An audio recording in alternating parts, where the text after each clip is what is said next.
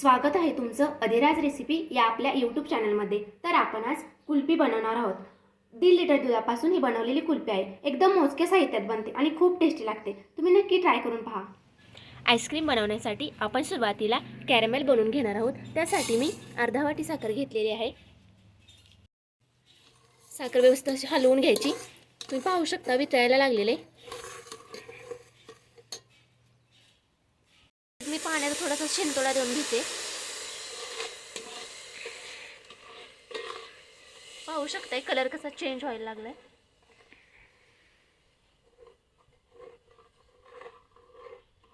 एकसारखं हलवून घ्यायचंय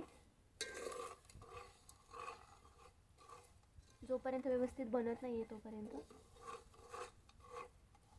तुम्ही पाहू शकता साखर पूर्णपणे विरघळलेली आहे आणि कॅरमेल बनलेलं आहे आपलं। ही स्टेप तुम्ही बिलकुल स्किप नाही करायची, कारण कुल्फीला यामुळे टेस्ट येणार आहे। आपलं कॅरमेल बनलेलं आहे, तर मी आता हे दुसऱ्या भांड्यामध्ये काढून घेते। तुम्ही पाहू शकताय पातेल्यामध्ये 1.5 लिटर दूध घेतलेलं आहे मी, आणि हे दूध कमीत कमी अर्धा लिटर तरी आटलं पाहिजे। तोपर्यंत आपण हे व्यवस्थित असं हलवत राहायचंय।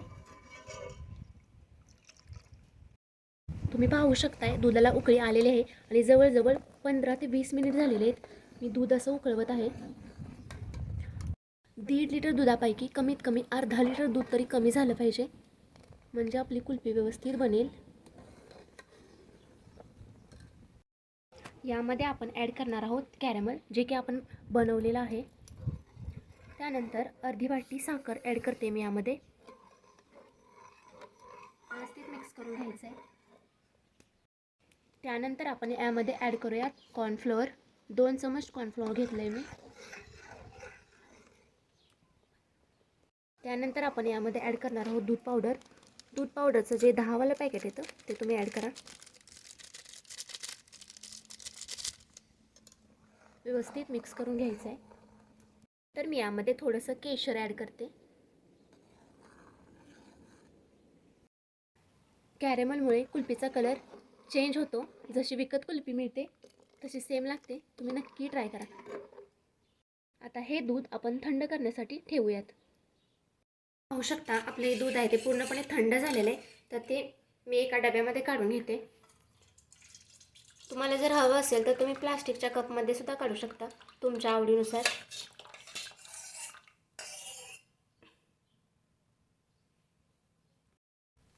त्यानंतर मी यामध्ये प्लास्टिकची कॅरी बॅग लावून घेते आणि त्यानंतर झाकण लावायचं आणि हा डब्बा मी फ्रीजरमध्ये ठेवून देते। 3 तास झालेले आहेत, मी डब्बा फ्रीजरमधून काढलेला आहे।